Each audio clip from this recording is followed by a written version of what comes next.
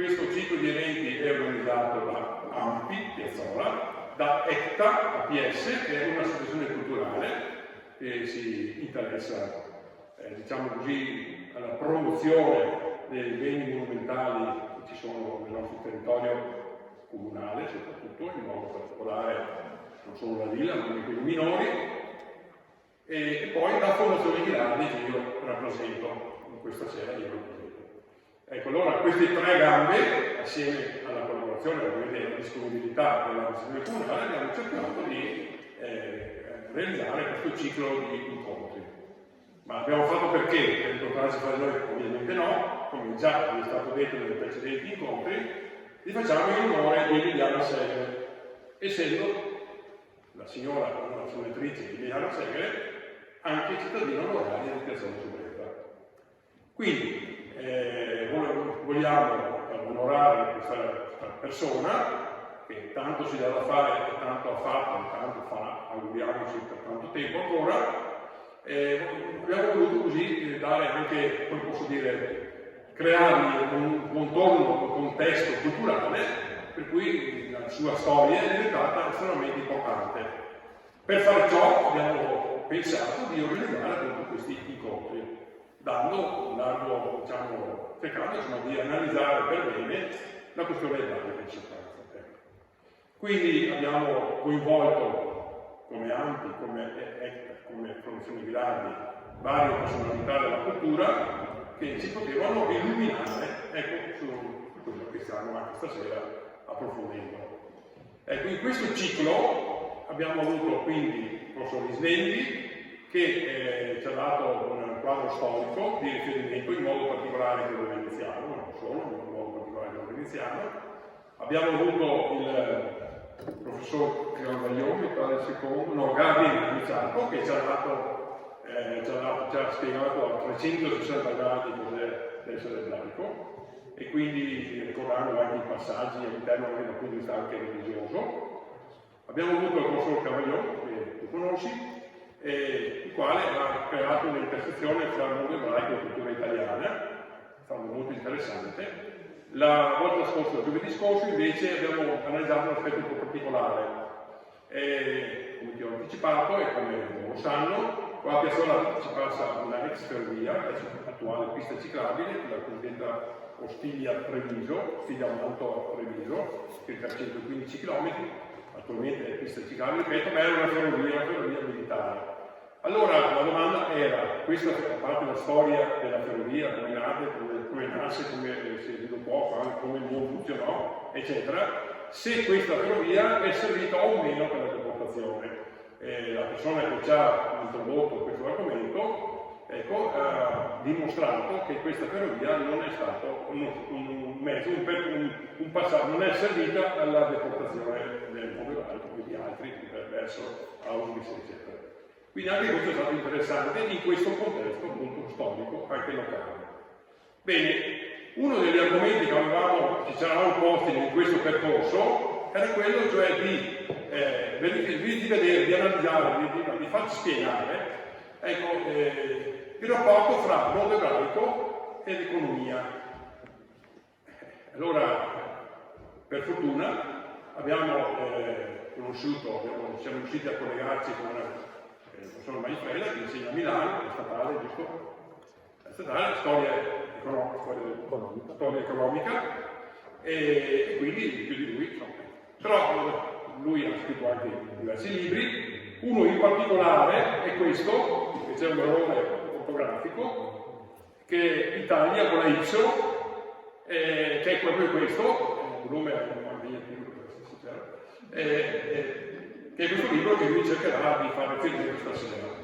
Impegnativo per me, naturalmente non per tutti voi, tanto meno per l'autore. Allora, questo errore ortografico l'ho scoperto dopo un errore, chissà perché. Allora, leggendo proprio l'incipit del libro, era l'isola della Rugiada divina.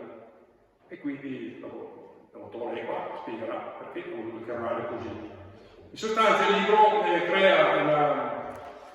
fa parte da un presupposto e dice, siccome tutti considerano il mondo ebraico marginale, non so se avete capito, perché il libro per me è impegnativo, solo naturalmente, e quindi le minoranze sono marginalizzate, però se noi ragioniamo e rovesciamo il concetto, può essere che lo sviluppo di una società, e quella ebraica risale al mondo romano, quindi proprio prima dell'altro ieri, e quindi questa intersezione, se noi rovesciamo il concetto, le due storie, pur diverse, più disomogenee, non sovrapponibili, però concorrono a fare l'Italia quella che poi nell'incipit del libro appunto tratta come appunto l'isola della rugiada divina. Quindi qualcosa di estremamente importante. Allora, stasera vedremo come il professor Manfreda ci porterà ad analizzare questa intersezione fra mondo ebraico e realtà italiana nel tempo, e se può e come può inserirsi anche perché il mondo ebraico è anche portatore di economia, di forte economia.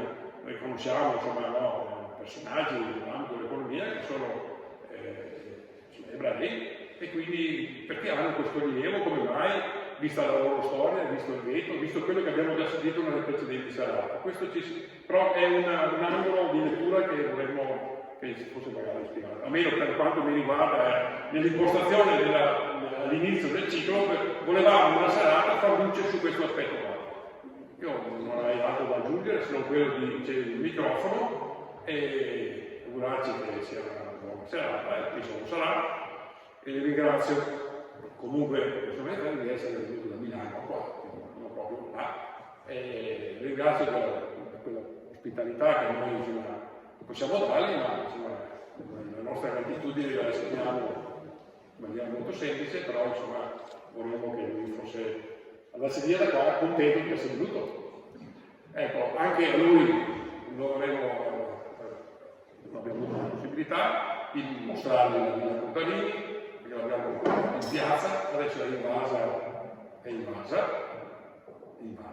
quindi non ho potuto mostrargli la monumentalità, la sua espressione, la sua estensione, perché è invasa, però insomma gli ho mostrato la villa.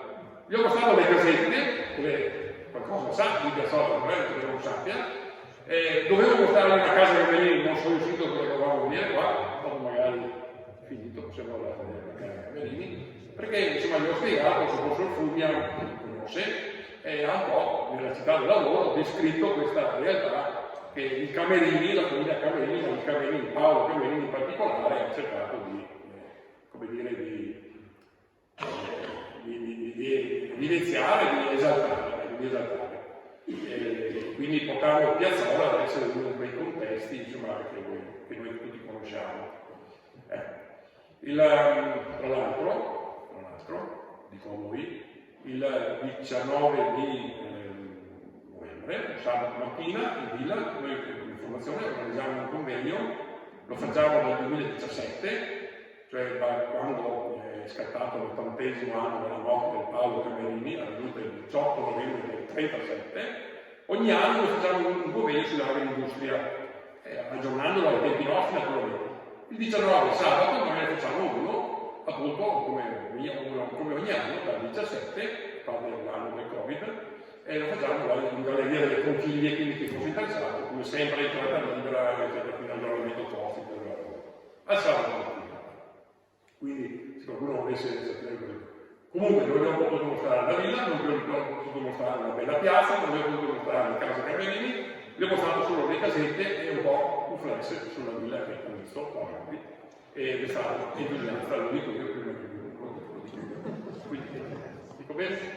Benissimo. Io ho finito e quindi c'è il microfono. Grazie a tutti voi.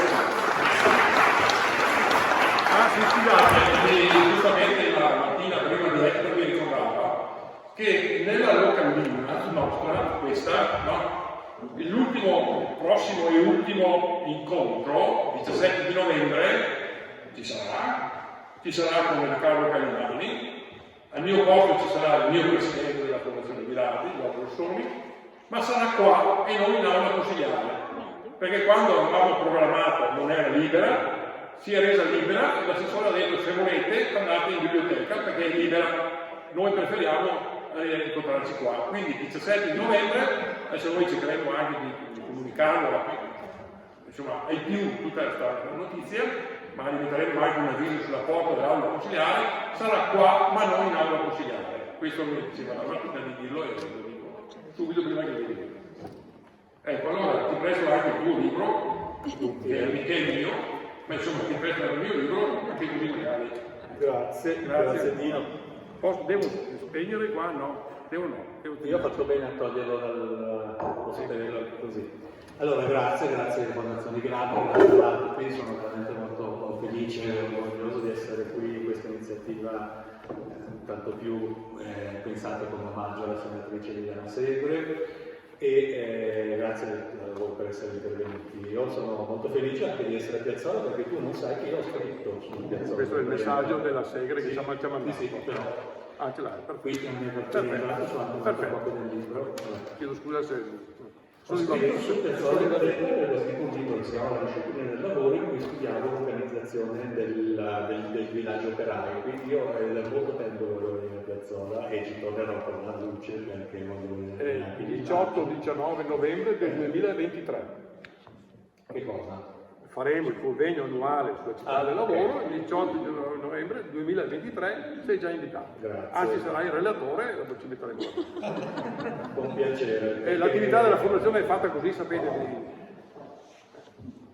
A scacchiere. No, dobbiamo strappare occasioni di tutti i sensi. Chiedo scusa se sono un po' banale. E quanto tempo devo parlare? Quanto posso parlare? In realtà io preferirei anche poi ascoltare e rispondere eventualmente a domande, però dimmi tu, perché ha dell'input limitato. Iniziamo con una ventina di minuti e poi vediamo. Sì, benissimo.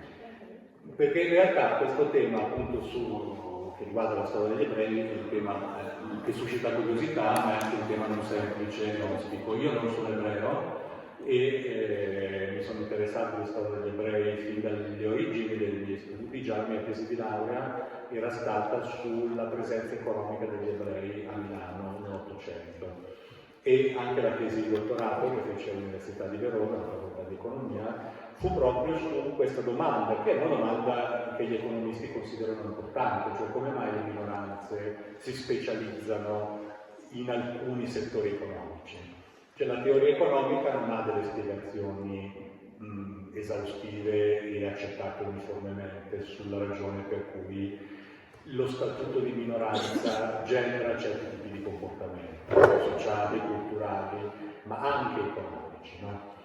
Ed è un tema molto attuale perché sappiamo tutti che in una società multiculturale spesso si vedono nelle grandi città, ma non solo nelle grandi città, minoranze specializzarsi economicamente. No? Tutti abbiamo in mente, per esempio, anche la divisione delle città in aree, no? Le Chinatown, le Little Italy, l'Armenia, il quartiere ebraico. Le minoranze tendono a raggrupparsi nella storia delle nostre città e dei nostri territori. E poi non solo tendono a raggrupparsi, ma tendono anche, grosso modo, a fare rete e a sviluppare delle proprie specializzazioni, anche sul piano economico. Perché questo succede è una domanda, non abbiamo una risposta teorica esaustiva e uniformemente accettata dagli economisti e dagli storici. Però la domanda è importante perché ci permette anche di capire un po' meglio la società dell'oggi e la società del domani. È un bene o un male che le minoranze si specializzino? È un bene o un male che vivano in zone omogenee del territorio, delle città, che magari hanno anche delle funzioni economiche specifiche? È un bene o un male che, usiamo questo termine tra molte virgolette, immagino che Gadi abbia già insistito molto su questo punto, è un bene o un male che non si assimilino e che mantengano le loro differenze, le loro caratteristiche distintive? E sono tutti punti di domanda, naturalmente, perché istintivamente chi fa parte, sto un po' tagliando il discorso un po' con l'accetta, chi fa parte della maggioranza trova naturale che le minoranze a un certo punto si integrino, no? Si ugualino, si assimilino. Allo stesso tempo le minoranze devono sapere che c'è no, noi vogliamo restare come siamo, cerchiamo di andare d'accordo per come stiamo, però noi la nostra eredità, la nostra memoria, del nostro passato, della nostra identità, la vogliamo conservare.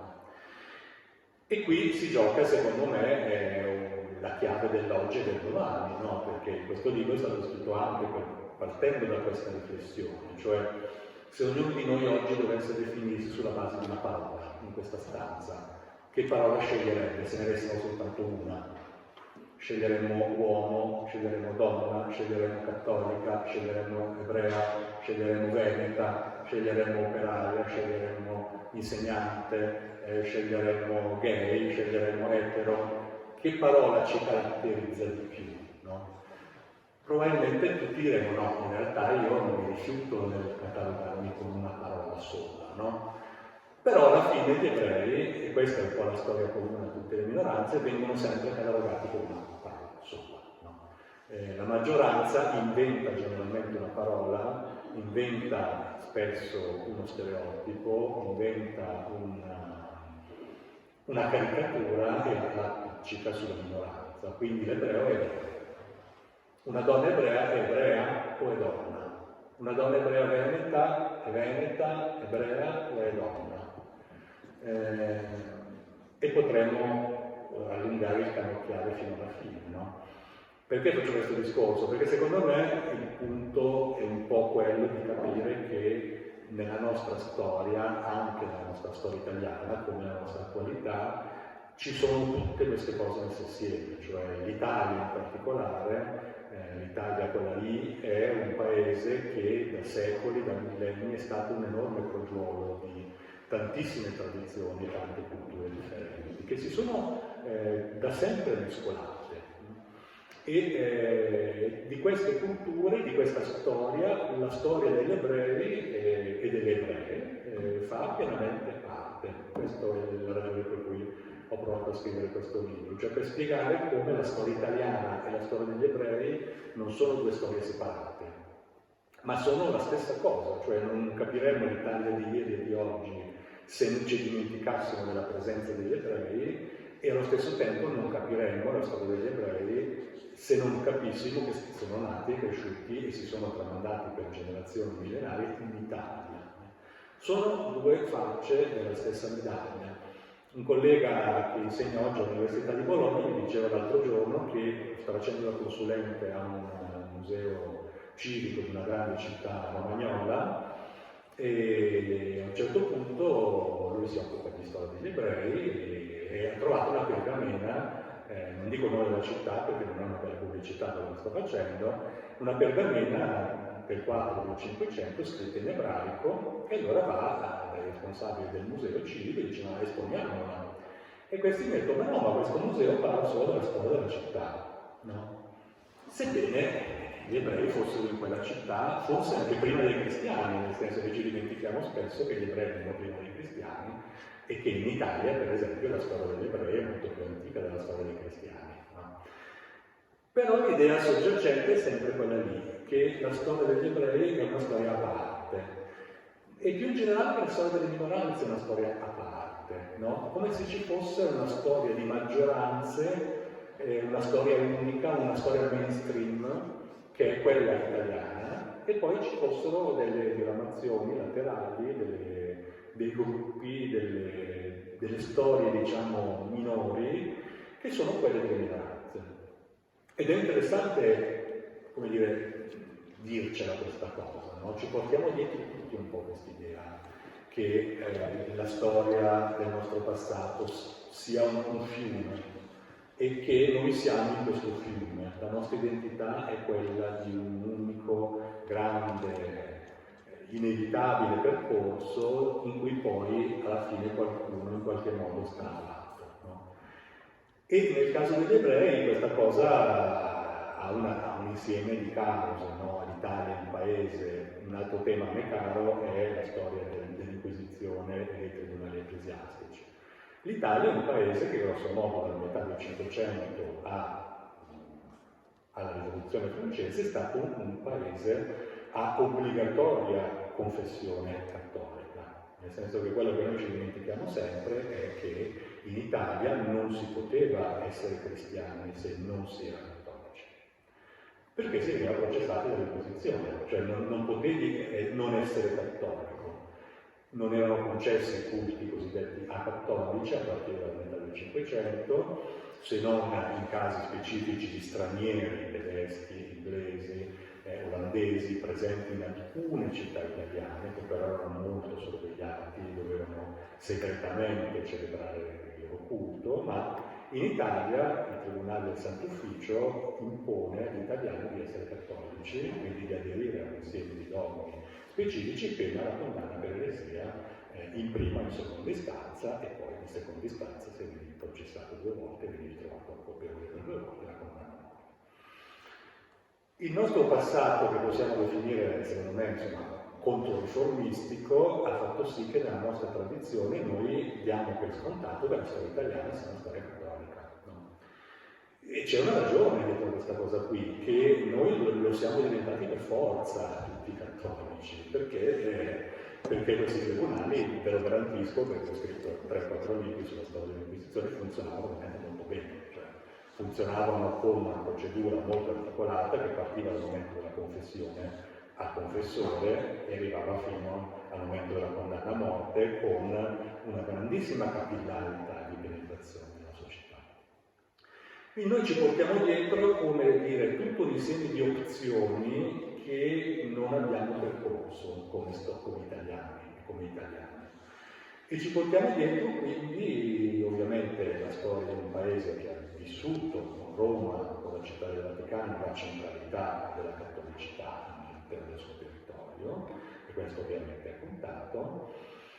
E ancora una volta ci portiamo dietro poi la storia di un paese che a un certo punto, per ragioni ancora difficili da spiegare, grosso modo a partire dalla metà del Cinquecento, si è ripiegato su se stesso, si è provincializzato, si è rinchiuso, e che dopo aver dato sede, insomma, al Rinascimento italiano, che è un'esperienza che ancora oggi tutto il mondo ci riconosce come la più all'avanguardia del mondo, sul piano intellettuale, sul piano artistico, sul piano religioso anche, a un certo punto è iniziato a rinchiudersi, a ripiegarsi, a passare un po' dal centro del mondo, diciamo, a un primo, un secondo, forse anche centro di periferia, in cui oggi stiamo difficilmente provando, insomma, a emanciparsi da questa storia.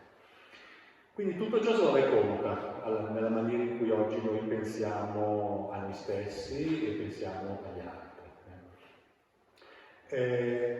Se però si va a vedere la storia è diversa da questa, cioè la vera storia non è questa narrazione che un po' noi abbiamo assorbito, come dire, di un unico popolo sempre uguale, monoreligioso, monoculturale, che parte e arriva con un treno dove siamo oggi.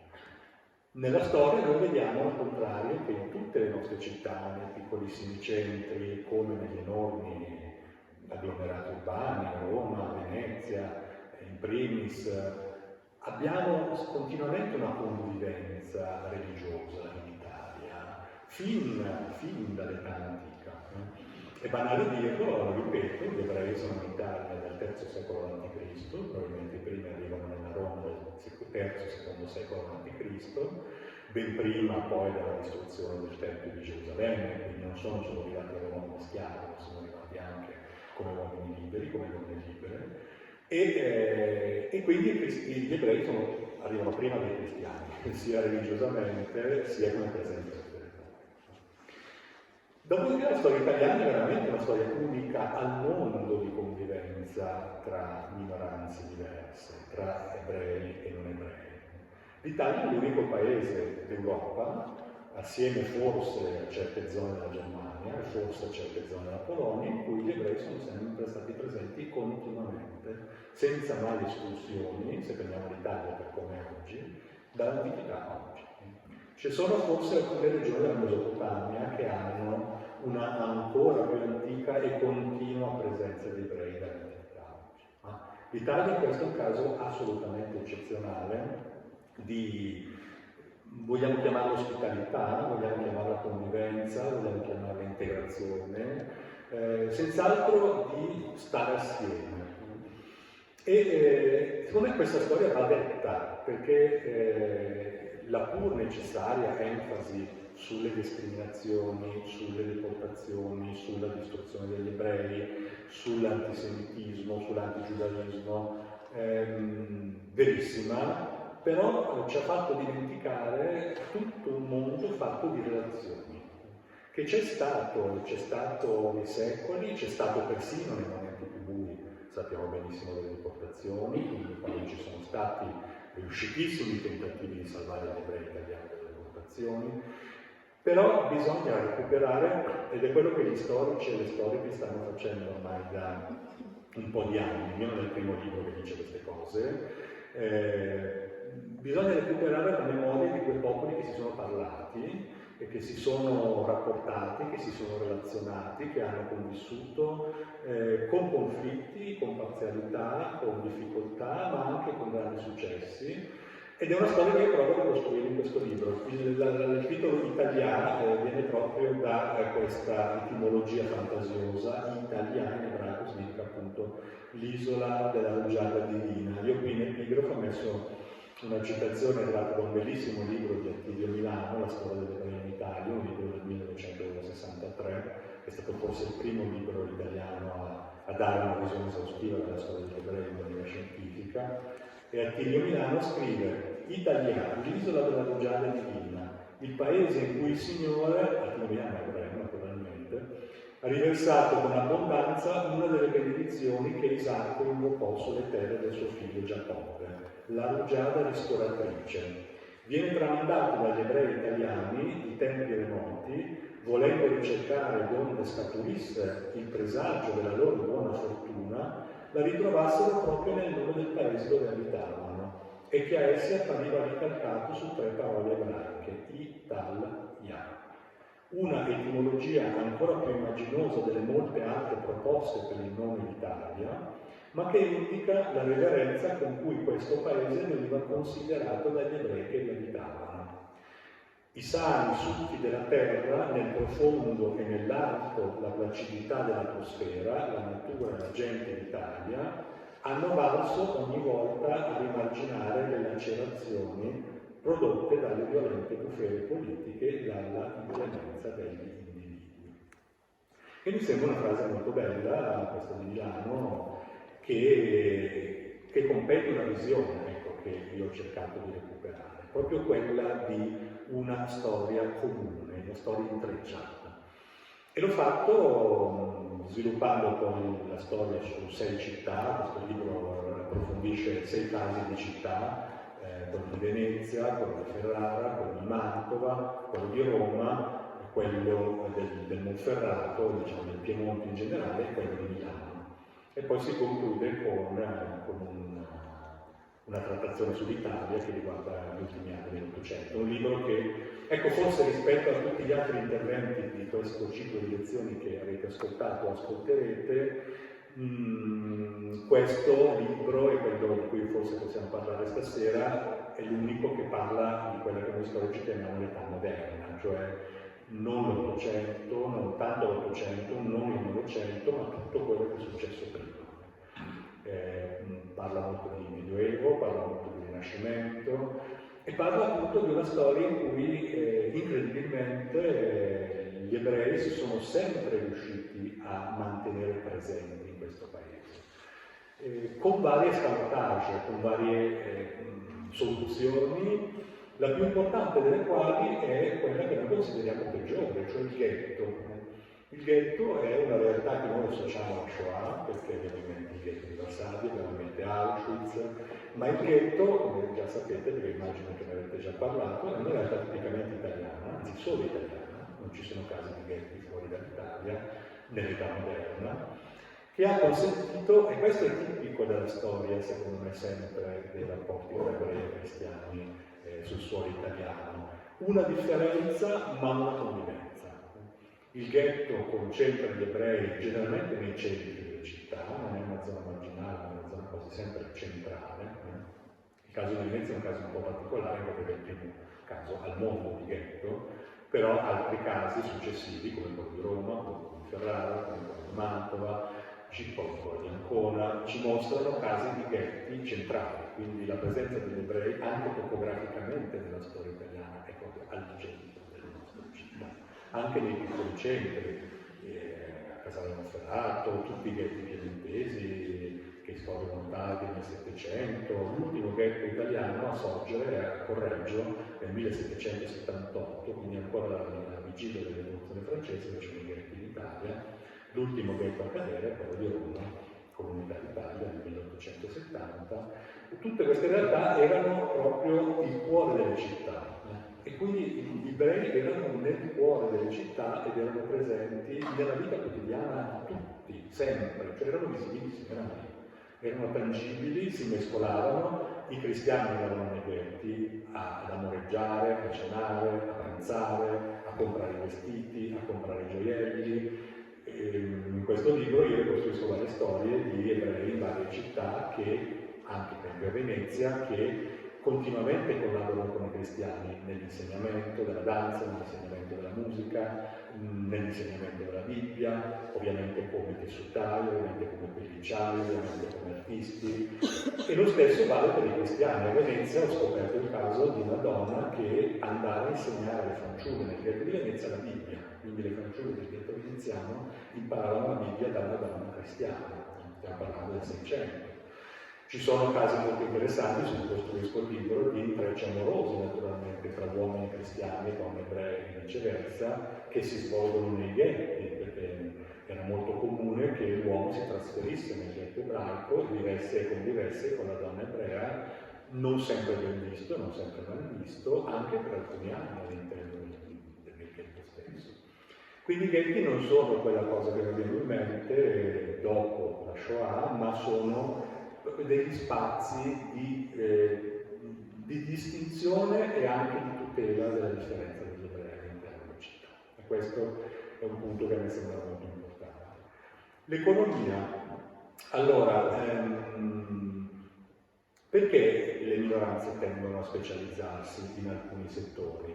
Prima di tutto bisogna vedere se davvero lo fanno, perché poi se si va davvero a vedere, gli ebrei svolgevano un enorme ventaglio di professioni economiche, tantissime, molto diverse, a seconda di dove si trovavano.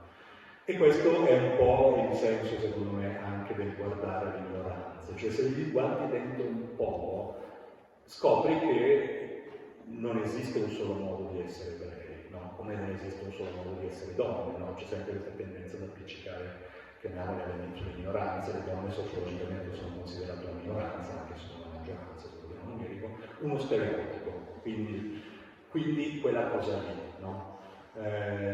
Se si va a vedere le cose sono molto differenti, a parte che ci sono tanti tipi diversi di città. Pensate cosa voleva dire essere ebrei a Casale Monferrato e cosa voleva dire essere ebrei a Venezia, cosa voleva dire essere ebrei a Mantova e cosa voleva dire essere a Livorno, un porto pensato come porto per commerciare con tutto il mondo, era diverso che essere ebrei a Correggio. No? Quindi come non esiste un solo modo di essere ebrei, non esiste neanche un solo modo di fare economia da ebrei. C'erano veramente tantissime professioni diverse, c'erano ebrei medici, ebrei pittori, ebrei contadini, ebrei commercianti, c'erano i banchieri, ma c'erano gli strazzaioli tessutari. A Roma non si poteva fare i banchieri.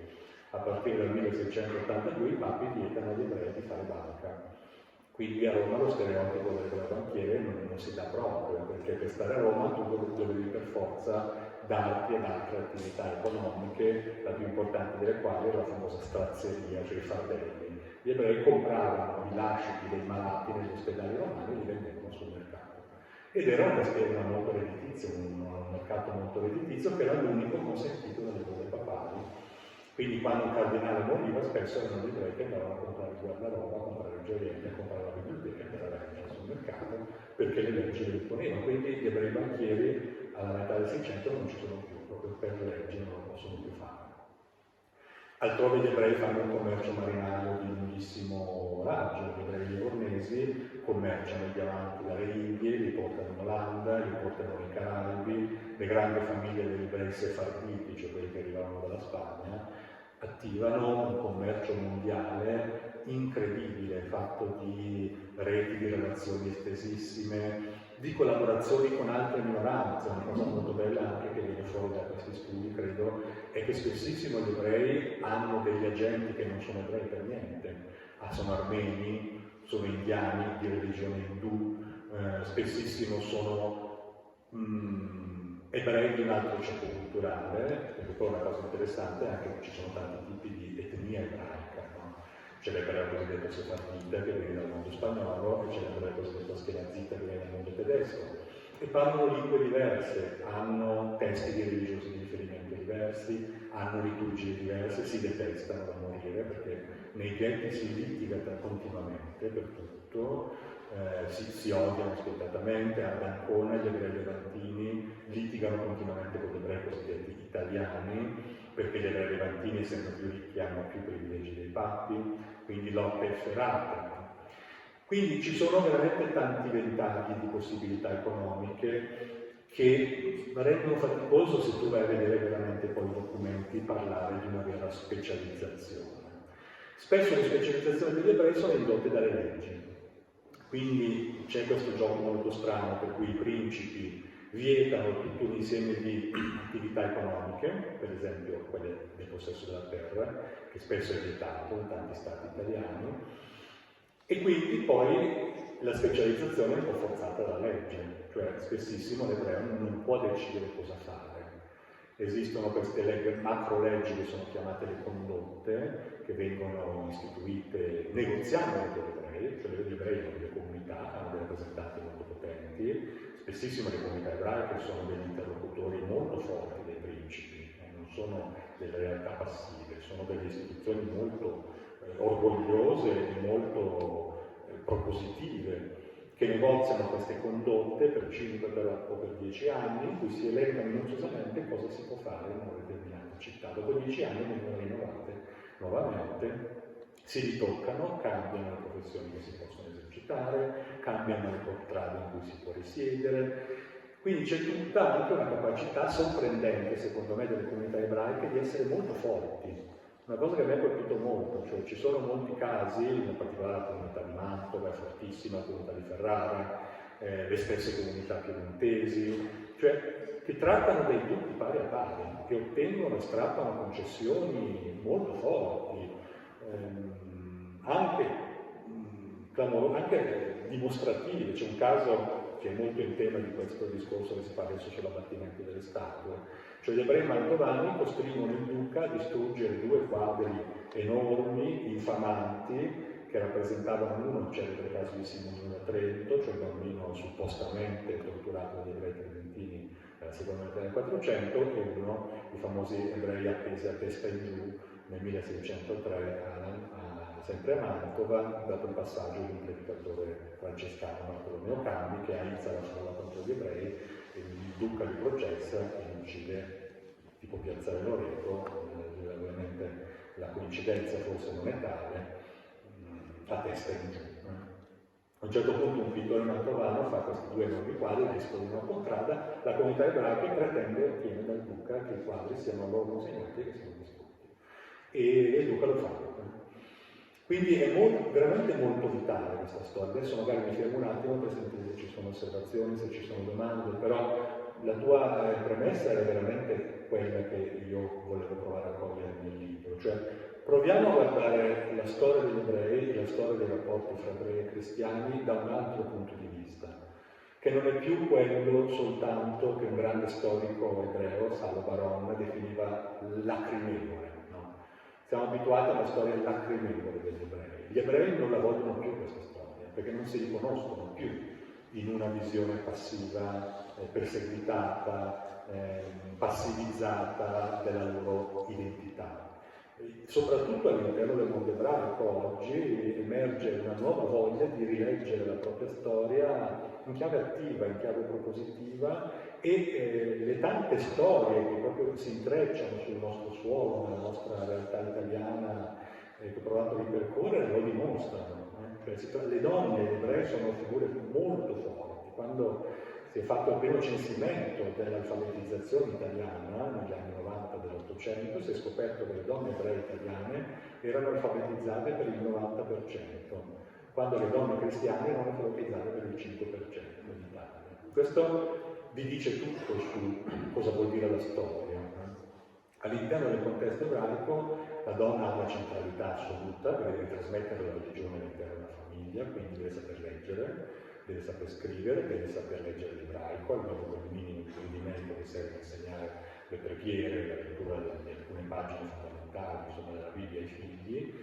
Quindi la donna ebrea può divorziare, fondamentale, punto importante, perché un'altra cosa che si dimentica è quando arriva l'unità d'Italia, gli ebrei perdono il diritto al divorzio, che avevano fino al 1865, quando arriva il codice civile. Quindi nel momento della famosa integrazione, assimilazione, gli ebrei ci possono aver guadagnato qualcosa, ma ci hanno anche significativamente perso, perché le donne ebree hanno perso il diritto, per esempio, di divorziare.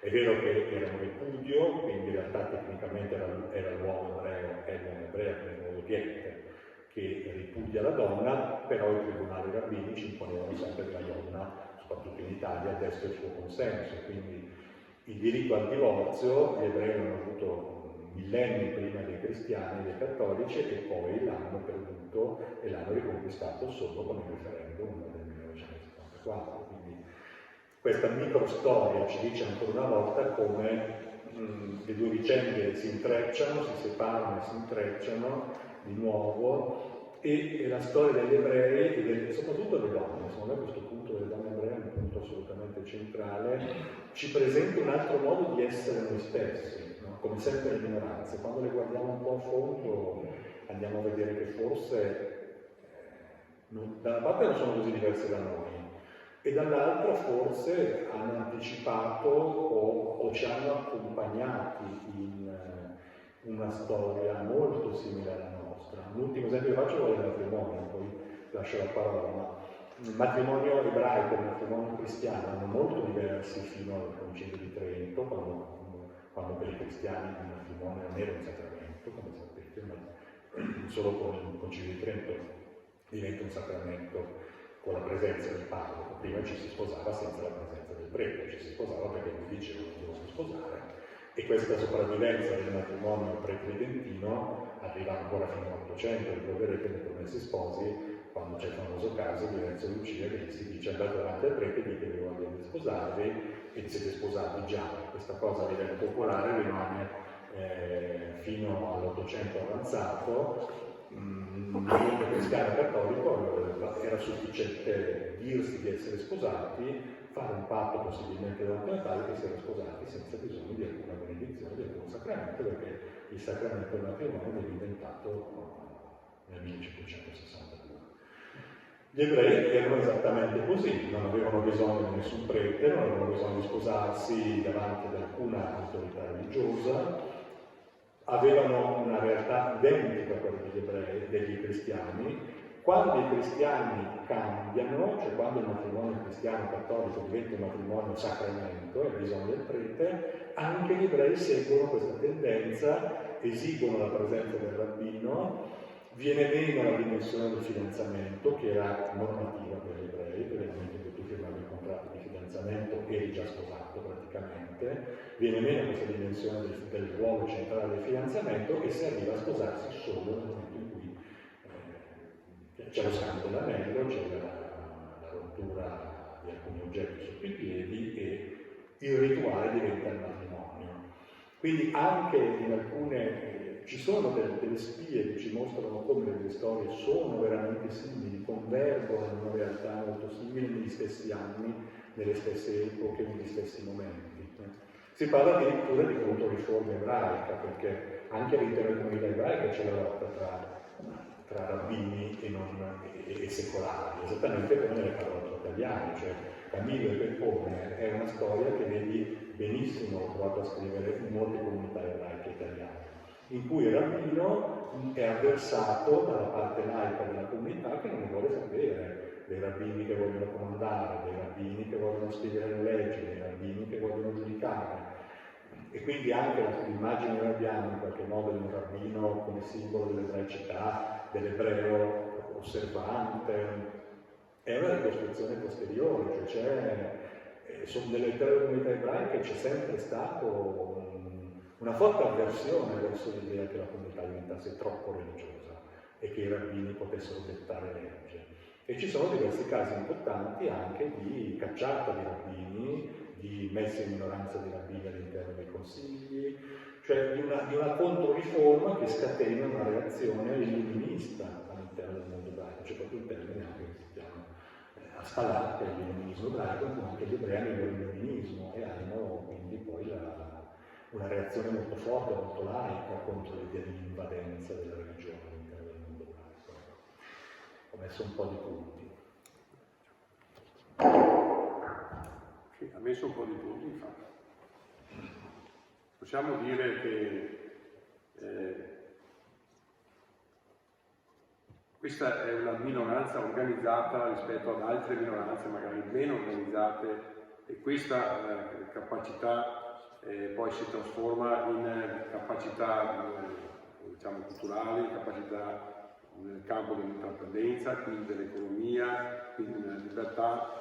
Cioè possiamo dire che l'apporto di questa minoranza così organizzata ha influito, ha incrociato poi l'evolversi generale della nostra cultura, del nostro essere italiani, eccetera, perché diciamo, il seme iniziale del mondo ebraico è così, quindi nasce quasi laico, mentre magari i 500 anni cattolici nostri hanno portato a una chiusura, diciamo così, una introspezione che era insuperabile perché era legata a fenomeni di potere politico che si trasformavano e vivevano in quanto erano autarchici, chiusi e via scorrendo.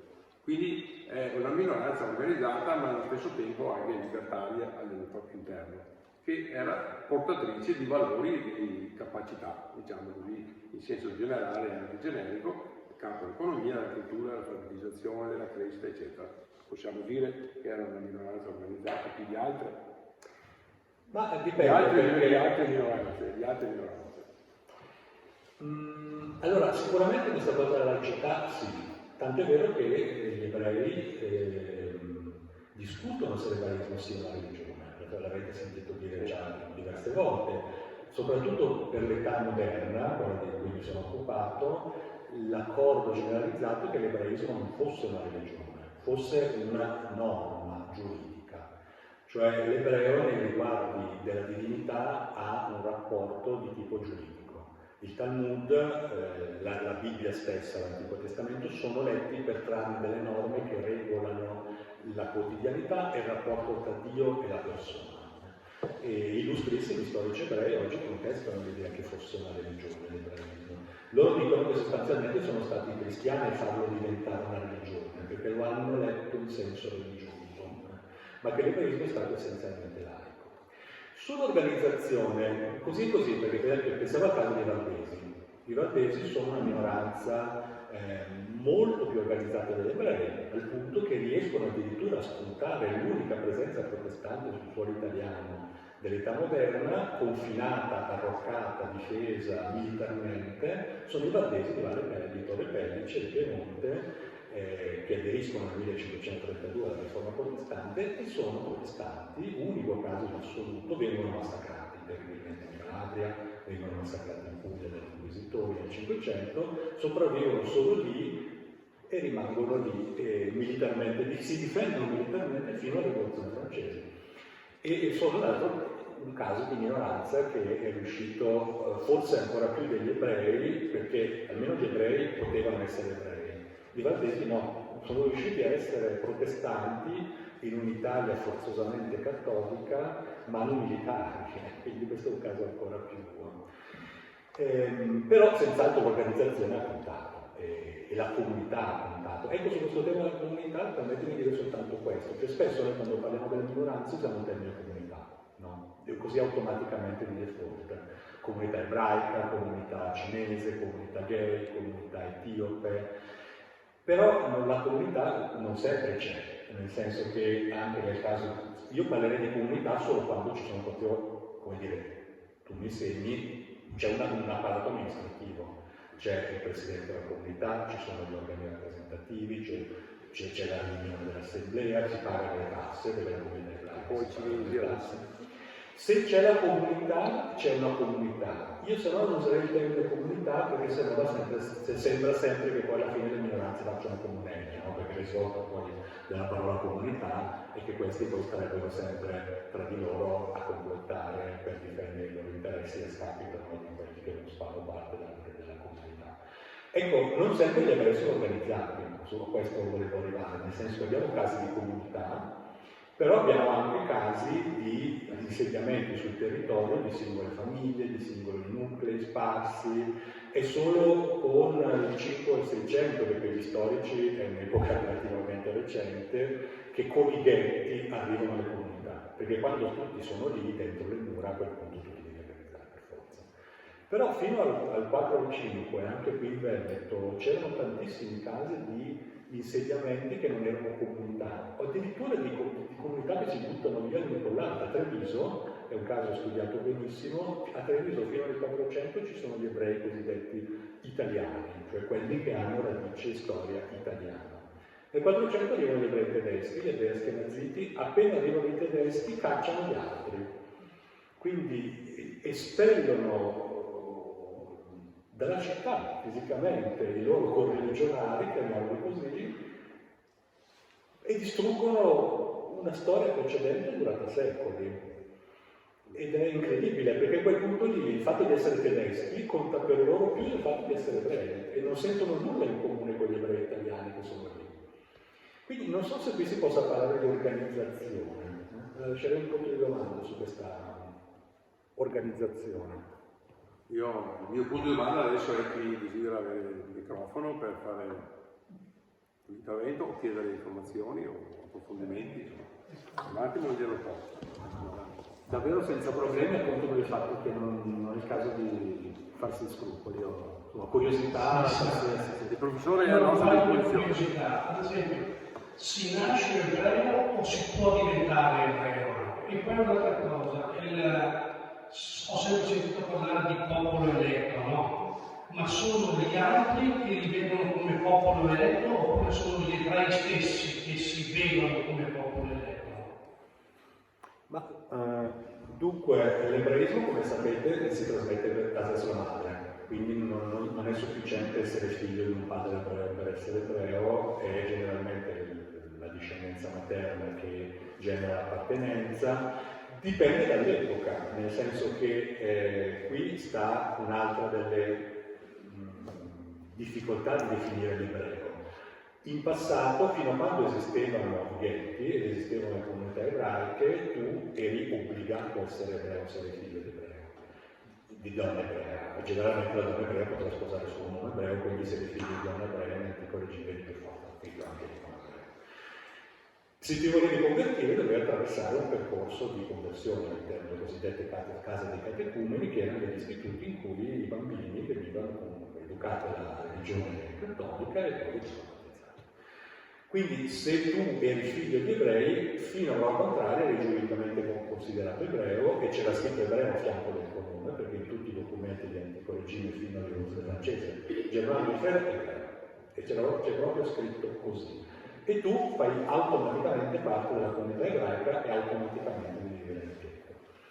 Nell'Ottocento liberi tutti, perché arriva Napoleone, nasce lo Stato civile, quindi a quel punto tu non devi neanche più essere battezzato per esistere, perché il punto fondamentale cos'è che nell'antico regime d'Italia, se tu non eri battezzato non avevi l'anagrafe, non avevi diritti civili, perché non potevi non battezzarti.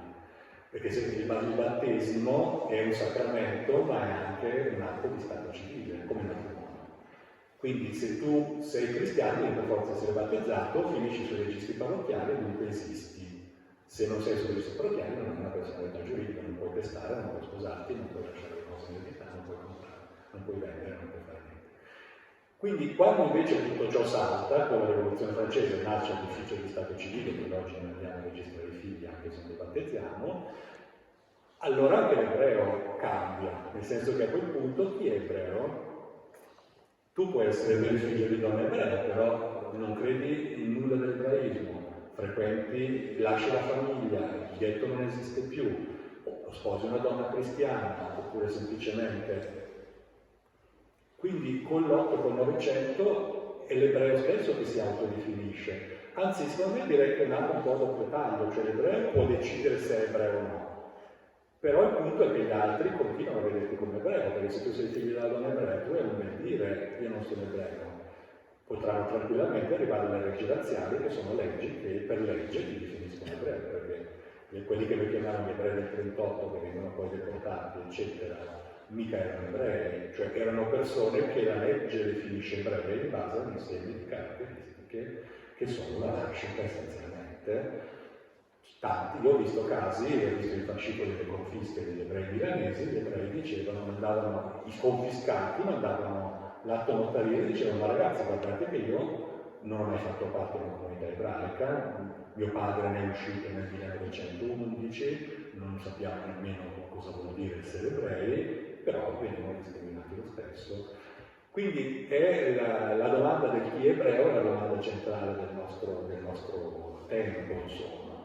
È difficilissimo convertirsi all'ebraismo perché gli ebrei, a differenza dei cristiani, soprattutto dei cattolici, ma anche dei cristiani, anche gli americani facevano proselitismo esattamente come i cattolici, non fanno proselitismo. Quindi per convertirti all'ebraismo tu devi attraversare un percorso di formazione molto lungo fatto da alcuni rabbini particolarmente legittimati a livello internazionale a seguire le conversioni.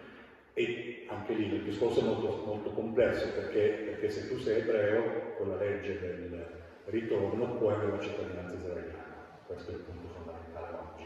Quindi ci sono tantissimi casi stati anche recentemente di persone che fingono con conversioni per poi avere la cittadinanza israeliana e poi avere la cittadinanza americana, no? Perché se sei israeliano è più facile diventare americano. Quindi nel mondo ci sono stati dei focolai di conversioni infiniti che oggi non vengono più riconosciuti da Israele. Israele ha creato, diciamo, una rete di rabbini di fiducia a livello mondiale, che in Italia ce ne sono uno o due, che sono quelli garanti delle vere conversioni. Quindi oggi si intrecciano anche due problemi, quello dell'ebraismo come, diciamo, identità religiosa e quello dell'ebraismo come nazionalità israeliana. Uno comporta l'altro per legge, perché per Israele prende tutti gli ebrei del mondo, e questo però ha creato un'ulteriore incertezza su come si può, e rigidità su come si diventa ebrei. Quindi la situazione è veramente molto demandata di caso in caso alle decisioni dei singoli individui e alle istituzioni che sovrintendono alla conversione, che sono veramente molto poche. Sulla questione del popolo eletto, questo è un altro punto che è importantissimo, cioè noi continuiamo, noi intendo dire noi non ebrei, adesso poi ci saranno probabilmente degli ebrei in questa sala, ma io parlo, diciamo, in questo momento da membro della maggioranza, continuiamo a pensare che in qualche misura gli ebrei fossero tenuti fuori dai non ebrei, no? Il modello un po' larmoyante è sempre quello. L'ebreo viene segregato, discriminato, concentrato dal cristiano. In realtà, se si va a vedere il dibattito interno delle comunità ebraiche, non è affatto così, cioè gli ebrei sono molto contenti di non essere cristiani. Giustamente dal loro punto di vista, perché loro stanno benissimo così, ritengono di essere nel giusto sul piano religioso, stanno benissimo con le loro famiglie, con i loro figli, gli piace la cultura ebraica, amano moltissimo leggere l'Antico Testamento, leggono il Talmud, leggono gli autori, leggono la poesia ebraica, nel Rinascimento italiano sono grandissime poetesse, Sara Capesula, qui a Venezia, che parlano in volgare veneziano, parlano detto veneziano, scrivono ebraico, amano la loro cultura, quindi perché mai si sarebbero dovuti convertire? Effettivamente all'interno dell'ebraismo c'è una grossa consapevolezza di sé come prescelti, the chosen few, prescelti, è un termine che si usa molto anche oggi nel mondo anglosassone, no? L'idea comunque del popolo eletto, è un'idea che il popolo ebraico coltiva fin dall'Antico Testamento, ma è un'idea, come dire, costruttiva, che fa sì che l'ebreo e le comunità ebraiche fossero, come spesso i membri dei gruppi sociali, contenti del loro stato. Il microfono ce l'ha Irene, vero? Di là, guarda. Sì, scusa. Irene dopo di là. Dopo. Allora, lei ha parlato prima di divieti di esercitare determinate professioni, no? In età moderna. All'inizio iniziare dal tipo bancario a Roma. Ecco, da cosa nasce questo timore, questa proiezione ciclica interna nei confronti di determinati mestieri? Cioè da una paura di fronte a una società ritenuta organizzata, anche se poi, come l'hai detto, magari non lo è, una superiorità culturale, una maggiore emancipazione, perché? Ma un'altra cosa molto interessante, se si guarda la storia di lungo periodo, secondo me è sempre molto interessante vedere la storia di lungo periodo, perché noi abbiamo un po' questa idea di visione ottica che i secoli più vicini sono più attuali, ma secondo me le radici, le dinamiche delle cose sono spesso molto antiche.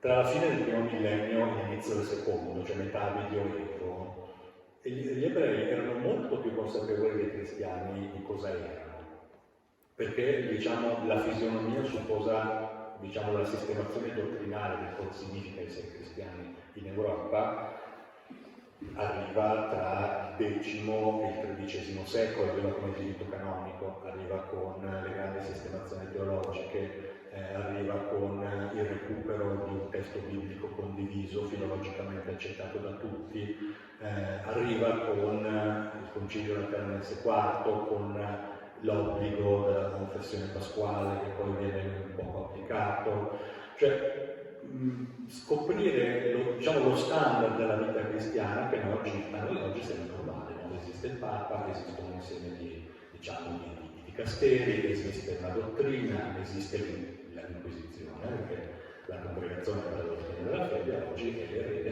naturale dell'Inquisizione del Sant'Uffizio, conserva infatti gli archivi sia della congregazione del Sant'Uffizio sia della congregazione dell'Indice. A noi oggi sembra normale che ci sia una normatività dell'essere cristiani, ma fino a 1000 anni fa non era così. Il Papa, il Vescovo di Roma diventa Papa, ha dovuto diventarlo faticosissimamente tra il XII e il XIII secolo a colpi di Inquisizione, perché c'era già l'Inquisizione medievale. Quindi i cristiani scoprono che cosa sono e diventano quella cosa lì che oggi sappiamo che cos'è, grosso modo nell'arco di 2 o 3 secoli che sono il XII, il XIII, il XIV. Gli ebrei lo sapevano già molto prima che cos'erano, perché la sistemazione appunto dell'Antico Testamento, dei testi talmudici e delle sentenze rabbiniche più importanti è già un patrimonio condiviso all'interno dell'Europa molto prima.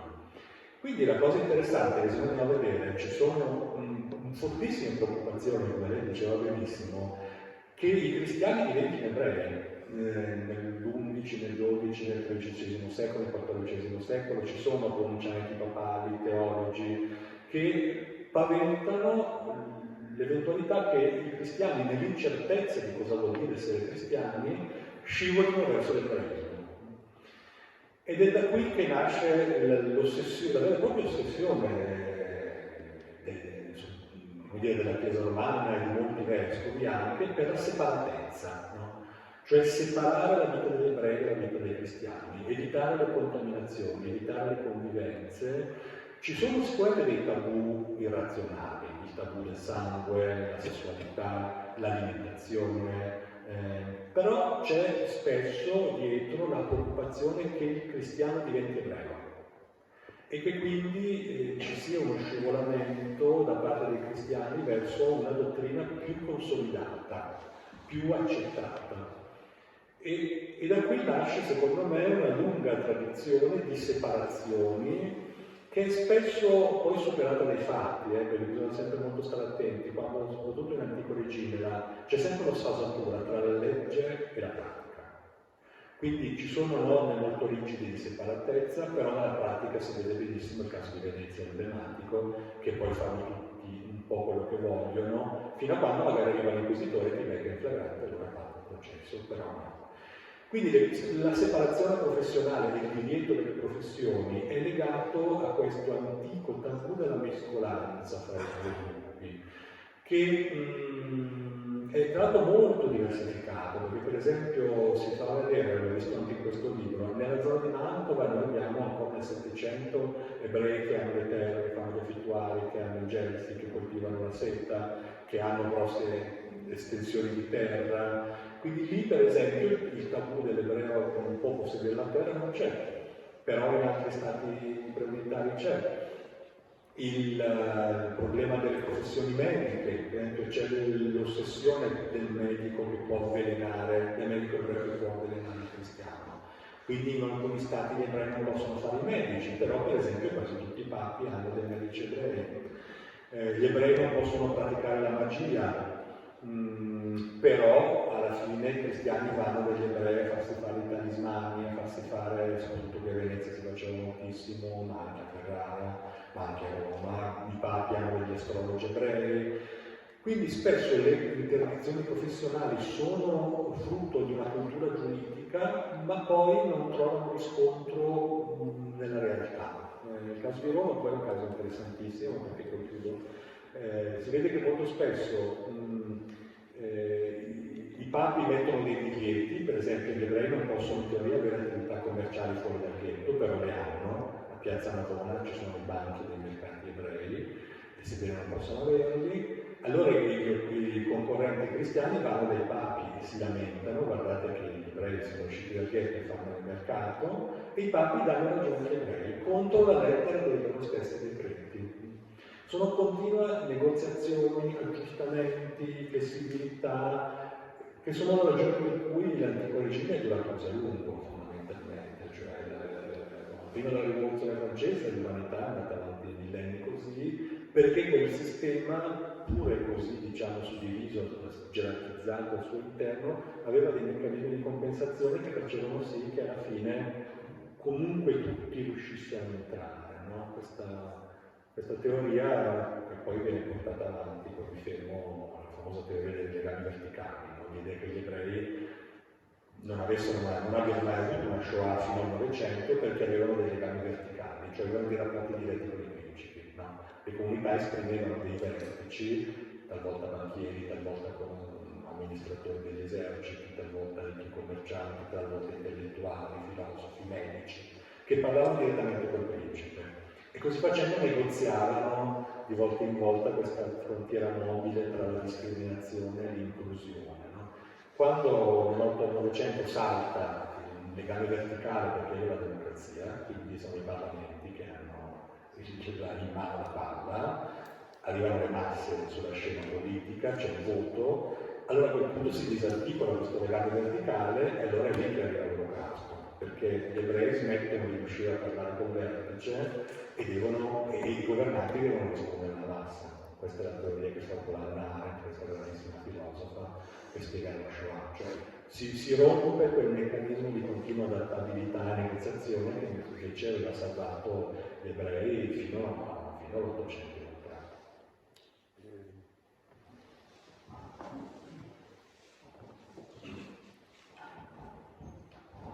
Sì, in parte mi ha anche già anacquato la domanda. Comunque, a proposito di stereotipi positivi, A proposito scusi? a proposito di stereotipi positivi, i potenti che avevano in genere medici ed ebrei, se può approfondire un po' l'argomento. Grazie. Sì, ci sono tanti casi, i papi, Leone X, il primo che mi viene in mente, un papa che ho studiato molto da vicino, stiamo parlando degli anni 10, i primissimi anni 20 del 500, si parlava di astrologi e di medici ebrei, Gonzaga avevano regolarmente dei medici ebrei. È una storia interessante quella della medicina ebraica, perché da una parte, ecco, Venezia, lo Stato della Repubblica di Venezia, Padova è l'unica università che consente agli ebrei di laurearsi in medicina. E ci sono alcune università che lo fanno, lo consentono, e questo è un altro unicum a livello occidentale, quindi un altro segno di questa apertura della cultura rinascimentale italiana formidabile, che si riflette appunto nell'accesso anche agli studi universitari. Quindi i medici ebrei sono dei veri medici molto spesso, cioè sono persone che hanno seguito un cursus di studi medici e hanno quindi una legittimazione medica. Però non è sempre così, no? Ci sono casi di ebrei che, diciamo, che conquistano sul campo la loro competenza sulla base di un'antichissima credenza. Allora sono secoli questi in cui ovviamente c'è una continua contaminazione tra astrologia, magia e medicina. Galileo Galilei a Padova insegna astrologia ai medici, non astronomia. che insegnava i sensi di Accari Galilei alla facoltà di medicina di Padova, perché insegnava ai medici in che momento intervenire nelle cure fisiche, con quali tipi di sostanze, sulla base dei meccanismi astrologici. Quindi dobbiamo pensare a una medicina che è ovviamente diversa da quella che immaginiamo adesso, ma che è una continua contaminazione di saperi alchemici, magici, fisici, diciamo, e filosofici, no? Il paradigma medico per eccellenza, quello galenico, famosissimo, conosciamo tutti, delle 4 sostanze, dei 4 umori che compongono l'uomo. Quindi il vero vantaggio competitivo dei medici ebrei, per cui li vogliono tutti, è la convinzione che l'ebreo conosca la magia, che è una convinzione che sottende tutta la storia cristiana, cioè che gli ebrei siano più bravi dei cristiani nel conoscere il soprannaturale. Ed è una cosa che si vede tantissimo. A Venezia ci sono, è uno dei pochi tribunali dell'Inquisizione di cui si sono conservati gli archivi, quello veneziano, quindi io ho visto decine di processi ad ebrei che sono stati sollecitati dai cristiani a fare rituali magici, spesso magico-medici, no? Perché erano curativi, molto spesso oppure servivano a ritrovare oggetti smarriti, il ritrovamento del tesoro, magia amorosa, figli amorosi, si andava all'ebreo. E sono sopravvissuti tantissimi casi di talismani su pergamena con lettere ebraiche. La stessa forma, la famosa abracadabra, richiama cacofonicamente alcune parole ebraiche, no? Ed è antichissima questa credenza, già biblica, insomma, che l'ebreo porti con sé la capacità di interagire con il soprannaturale. Quindi non stupisce in questa logica che i principi, che sono a caso di Gonzaga, come sono anche le vicine in questo libro, insomma, che avevano dei farmacisti ebrei che si avvalevano di sostanze che arrivavano attraverso altri ebrei che si trovavano generalmente nel centro Europa. La polvere di unicorno, queste famose sostanze mitologiche, insomma, arrivavano tutte dalla zona di Praga, che è la città magica per eccellenza, dove c'era Rodolfo II, grande patrono di dove c'è stato anche Giordano Bruno Lungo, no? I maghi. Giordano Bruno pensava di essere un mago, quindi va alla fine degli anni 80 del 500 a Praga, viene incontra Rodolfo II, incontra subito medici e maghi ebrei. Quindi tutto il mondo italiano è attraversato da questa tensione anche fisica, cioè vengono comprate sostanze dal mondo mitteleuropeo e di questo commercio si occupano spessissimo commercianti e farmacisti ebrei che poi li distribuiscono in tutte le corti italiane.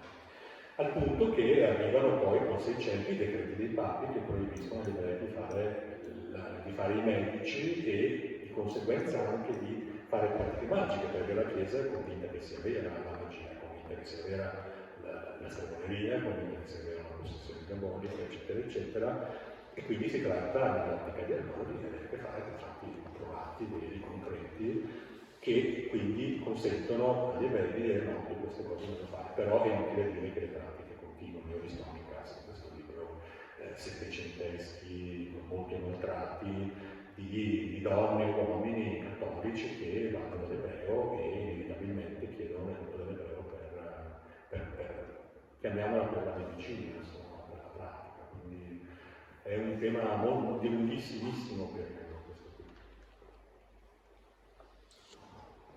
Adesso un paio di pensieri, non so se si capisce, un paio di pensieri. No, non si sente. No, perché stiamo registrando, sì. Ma no, a parte le persone, non si sente proprio. Uno è, per esempio, quando ha parlato di contratti verticali, rapporti verticali, a me ha fatto pensare un po' ai contratti relazionali dell'Oriente, cioè dell'Estremo Oriente in particolare.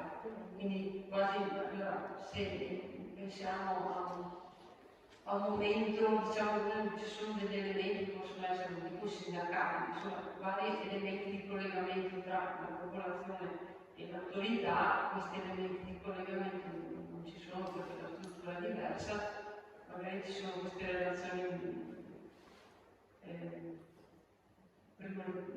più vicine, ecco, a me fanno pensare a questo.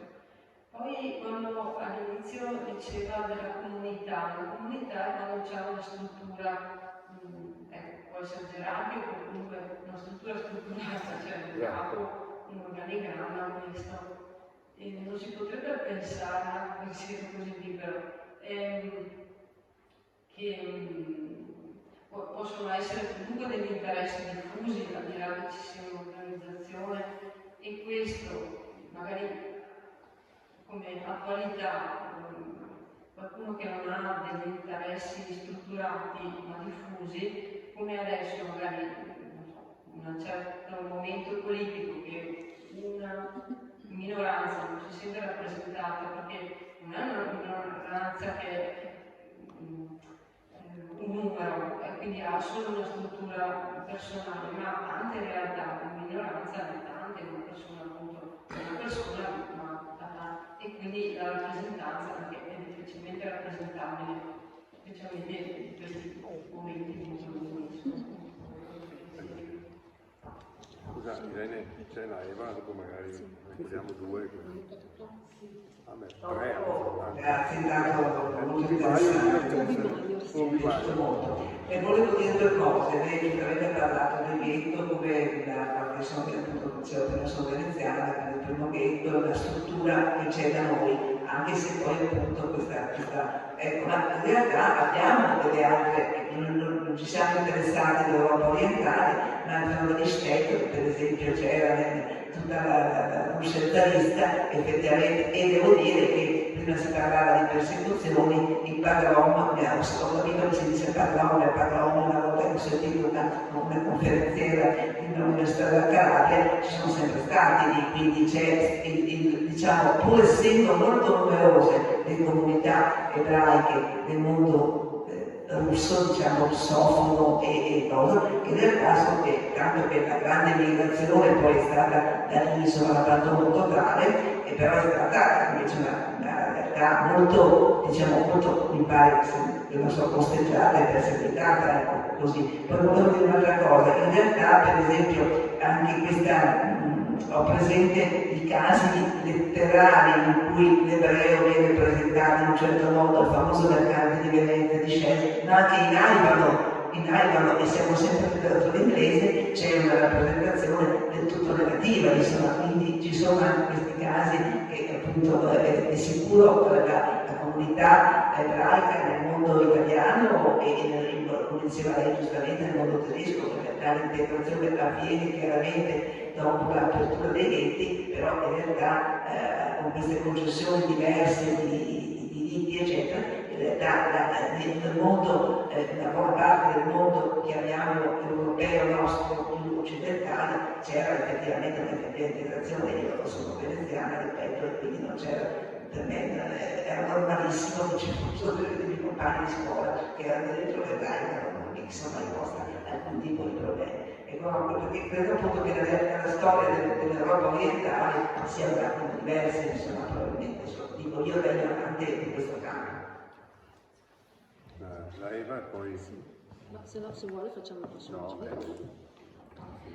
Allora, la domanda che mi assimila un po', da quando è iniziata tutta la serie di conferenze, è questa, a cui tra l'altro il professor Isdegni aveva anche dato una risposta che però adesso mi convince meno, ma insomma, se il percorso almeno italiano dell'ebraismo e del rapporto con gli ebrei è stato un percorso positivo, con dei momenti migliori e peggiori, però di integrazione in qualche misura, tenuto conto che ogni comunità si vuole tenere per conto suo, con tutto quello che è stato detto. Allora mi spiego ancora meno e continuo a chiedermi, ma allora le leggi razziali del 38 da dove vengono? Perché il professor Isdegni ci ha detto non sono una condiscendenza alla Germania, non sono solo spiegabili in quei termini. Ma allora quali sono i termini? Perché io continuo a sentire una storia appunto che non è quella di segregazione o comunque di non comunicazione, e d'altra parte l'abbiamo visto tutti, sono esempi che abbiamo avuto, c'è l'integrazione anche appunto durante il periodo fascista, prima che diventi anti-ebraico, e poi però quando succede questo patatrac che ecco, io vorrei che anche lei provasse a darmi una risposta, grazie. Grazie. Ma dunque, questa ovviamente è la domanda delle domande e provo ad arrivarci. Sulla questione dell'Europa orientale e dei ghetti bisogna però distinguere, nel senso che quelle realtà non sono ghetti, cioè sono villaggi. Il ghetto è un'area in cui gli ebrei devono risiedere per legge, quindi in questo è solo italiano. C'è forse il caso di Francoforte che è forse veramente il prototipo, anche forse di Venezia, ma molto diverso, cioè una strada con due cancelli, mentre tutta l'Europa orientale non ha ghetti, cioè lo Stettel è un villaggio dove si vive all'interno di una fascia costretta, quello appunto la famosa fascia di residenza russa, è una fascia che si estende grosso modo dalla nostra San Pietroburgo, insomma, più o meno lì, insomma, se ricordo bene, è una fascia enorme in cui gli ebrei devono stare per forza. Potevano uscirne quando facevano certi tipi di studio, facendo parte dell'esercito, e non potevano stare nelle città, quindi ne a Mosca ne San Pietroburgo. Però il caso dell'italiano è unico, nel senso che è quello di una zona urbana recintata, cioè il ghetto ha le mura, ai cancelli che si chiudono, si aprono, quella cosa lì c'è soltanto lì. E poi sì, la storia del turismo orientale è una storia abbastanza diversa, con una fortissima componente religiosa, nel senso che nella nostra realtà è difficilmente immaginabile cosa voleva dire trovarsi sempre in campagna, perché gli ebrei italiani sono dei urbani tendenzialmente. Anche per ragioni di nome, perché vengono concentrati proprio anche dai principi degli stati e i papi concentrano gli ebrei a Roma e devi stare per forza, quindi li urbanizzano un po' per forza, mentre nell'Europa orientale abbiamo un ebraismo molto rurale e quindi questo cambia moltissimo i termini del discorso, perché sono quasi tutti impiegati in agricoltura, in Polonia addirittura fanno i fattori dei grandi aristocratici. E questa è una delle ragioni per cui, secondo appunto alcune spiegazioni, poi gli ebrei hanno questa violenza e i polacchi hanno questa violenza contro gli ebrei, perché in realtà nella cultura contadina polacca loro li associano alla presenza nel paese rurale, come prestatori o come affittuari e quindi riscossori delle tasse della grande aristocrazia. Quindi abbiamo proprio un mondo molto agricolo lì, peraltro che parla anche una lingua come l'Yiddish, che è un ebraico, mentre i nostri ebrei, a partire grosso modo dal 600, parlano quasi tutti italiani, che hanno le volgari, insomma, con insieme di eccezioni, insomma, tendenzialmente si parla in italiano. No, sul perché la Shoah, sono d'accordissimo, questo è quello che ormai da qualche decennio si dice, cioè che comunque l'elaborazione delle leggi razziali italiane è un'elaborazione autoctona. Non fosse altro che per il fatto che è precedente, perché voi sapete che in realtà le leggi razziali italiane hanno dei precedenti molto evidenti, che sono quelle che riguardano l'Africa, cioè le prime leggi razziali italiane di separatezza sono quelle degli italiani contro gli africani, quindi le donne africane, la vita del matrimonio, cioè l'Italia elabora una legislazione razziale che definisce cos'è l'italiano e come l'italiano non è una novità allora di adesso solo. Non è una novità di Salvini, allora è il divieto del fondersi è sempre stato il terrore di ogni conservatore e sarà sempre il terrore di ogni conservatore, perché quanto conservatore detesta le forme di mescolanza. Quindi, tra l'altro il fascismo ha già un discorso profondamente antisemita negli anni 20 e si sono anche trovati tracce molto evidenti di discorsi di stampo antisemita all'interno di alcuni contesti che poi diventano fascisti già prima. La domanda ovviamente è sempre perché la Shoah. La questione, la storia, ne parlo nell'ultimo capitolo del libro, cioè che rapporto c'è tra la storia degli ebrei e la distruzione degli ebrei, che questo poi è il punto. Il paradigma che si tende ad applicare oggi è proprio legato a quello che dicevamo adesso, cioè la crisi del gruppo ebraico, no? Cioè, che a me sembra un modo, questo lo dice già anche Hannah Arendt, però a me sembra sempre un po' un modo per buttare poi sulle vittime la colpa, no? Cioè il discorso qual è? Quando gli ebrei rinunciano a essere ebrei, allora è lì che si espongono all'antisemitismo, no? Cioè nel corso dell'Ottocento viene meno la comunità, viene meno il senso dell'identità, viene meno la comunità come supporto reciproco, viene meno l'idea di una distintività etnica degli ebrei stessi che iniziano a spargersi nel mondo e ad integrarsi, essere meglio dire acculturarsi, insomma, rispetto al mondo cristiano. A quel punto ci sono importanti storici archeologi che sostengono che è lì il punto, nel senso che storicamente gli ebrei si erano difesi dalle ondate di antisemitismo grazie al fatto che erano un gruppo coeso, identitariamente forte, che avevano i famosi rappresentanti verticali che interloquivano con i principi, e così facendo si è difeso da quei rigurgiti di antisemitismo popolare che c'è sempre stato. L'Ottocento segna in questo una grossa discontinuità, perché noi pensiamo sempre, per esempio, a una Chiesa che passa dall'essere più virulenta a più accettativa, no?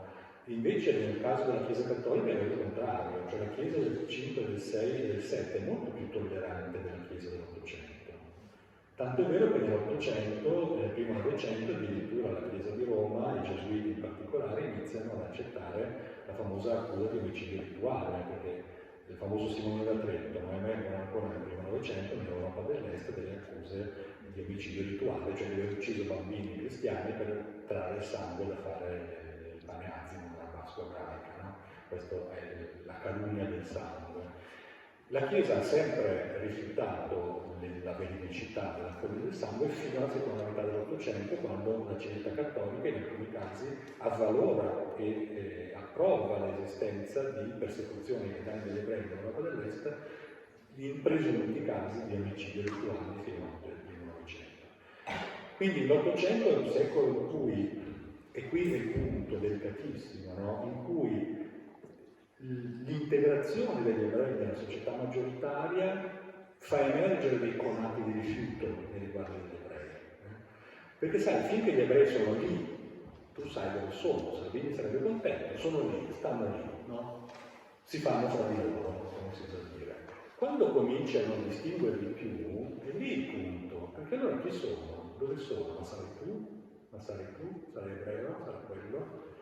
E questo discorso lo si vede chiaramente nel caso Dreyfus, no? Il famoso caso Dreyfus, il capitano francese ebreo che viene accusato di essere una spia tedesca negli anni 80-90 dell'Ottocento a Parigi, viene processato, viene degradato, viene espulso dalla Francia e poi si scopre che in realtà i documenti su cui era stato montato questo caso erano falsi, non era lui la spia, viene faticosissimamente riabilitato. No? La Germania si spacca tra Dreyfusani e anti-Dreyfusani. Perché la Francia?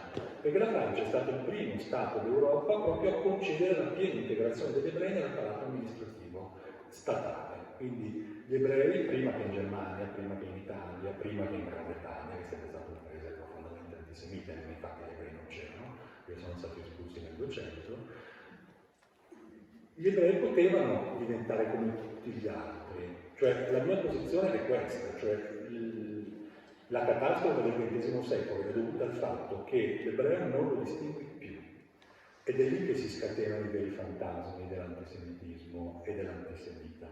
Nella paura della mescolanza, ci siamo ancora, nella paura che possa essere lì, che possa essere il marito di tua figlia, che possa essere il tuo genero, che possa essere il tuo colonnello dell'esercito, che possa essere il direttore dell'ufficio dell'anagrafe del comune. Ed è lì che inizia a serpeggiare e strumentalizzabilissimo poi il momento in cui allora non separati. No?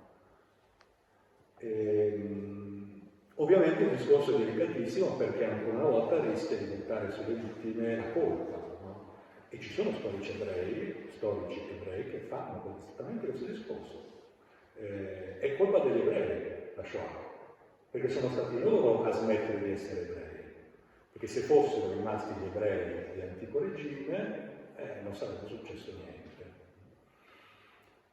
Ovviamente il discorso è complesso e lungo, però in questa visione pur esagerata, semplificata che ho enunciato, secondo me qualcosa di vero c'è. Cioè il Novecento è un secolo in cui arrivano a conclusione il processo di anonimizzazione dell'ebreo da una parte e una cultura di massa facilmente manipolabile e scagliabile contro un ebreo che non c'è.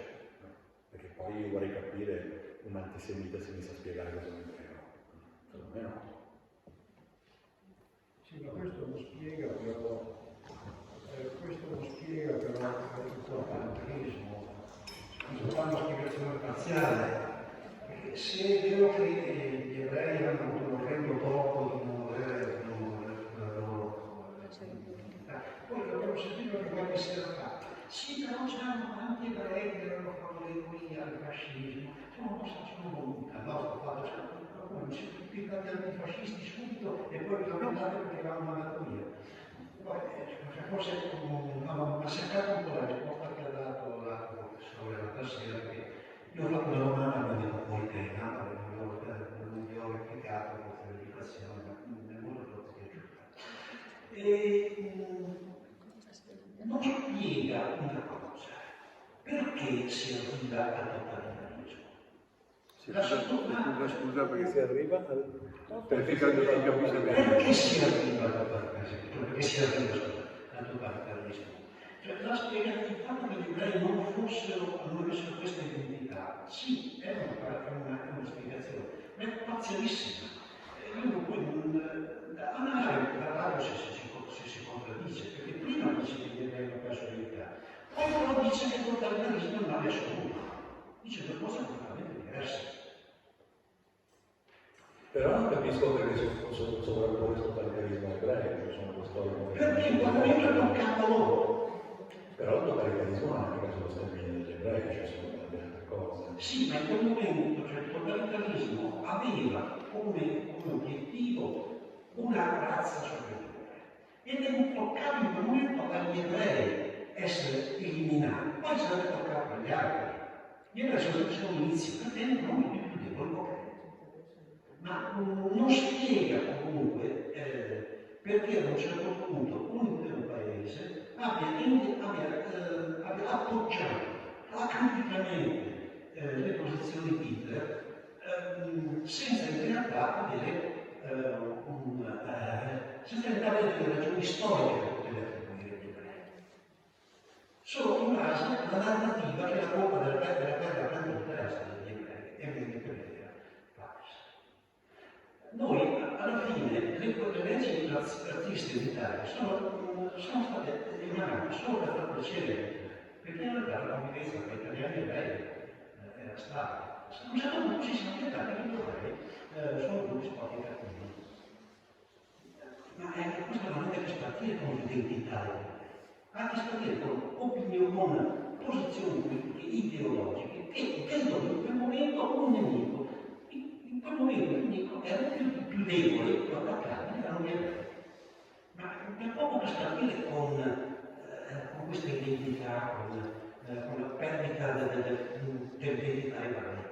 Avevano tutto loro pochissima, erano comunque una minoranza, andavano attaccati, indipendentemente perché erano i processi storici precedenti. No, mi sembra un discorso sfasato, nel senso che da una parte il totalitarismo è una cosa che non ha a che fare con l'Italia, cioè il totalitarismo dipende poi cosa vogliamo definire, insomma, ma insomma, ci sono totalitarismi ma non sono apertamente antisemiti, a partire dallo stalinismo, insomma, che non ha mai sterminato gli ebrei in senso diretto, non ha mai teorizzato lo sterminio degli ebrei, pur perseguitando certi tipi di ebrei. Bisogna vedere cosa si intende per totalitarismo, cioè non è una cosa come dire questa bottiglia, è una definizione storica su cui non tutti sono d'accordo, che alcuni considerano applicabile solo al fascismo, altri solo a fascismo e nazismo, altri a fascismo, nazismo e stalinismo, cioè il discorso del totalitarismo è un discorso molto aperto. Il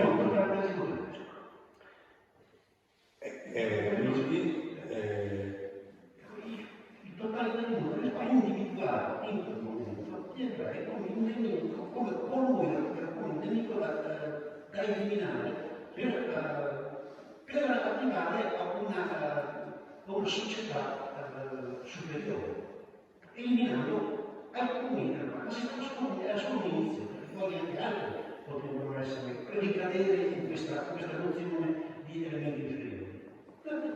L'ebraismo sono solo l'inizio, erano probabilmente più deboli in quel momento. Ma questo non significava che si sarebbero fermati. Chi lo sa? Questa è la storia. Sì, il microfono. No, vabbè.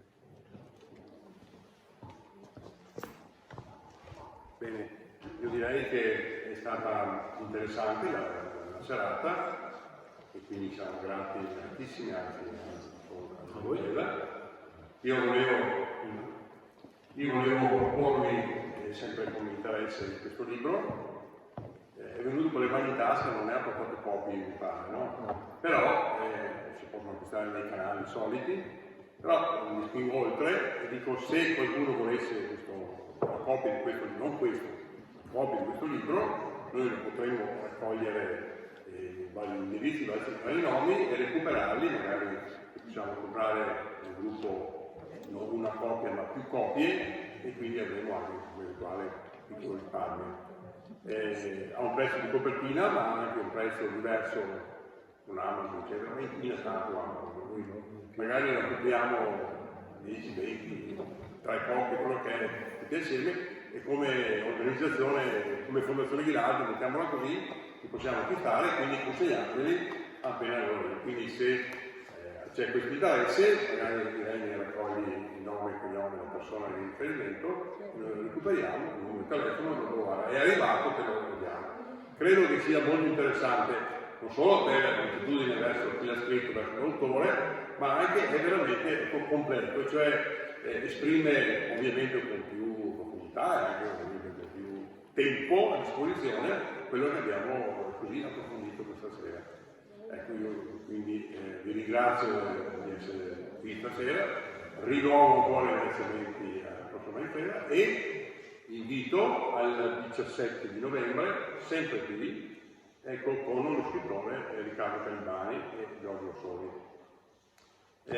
L'ultima serata dirà che difficile essere ebrei oggi.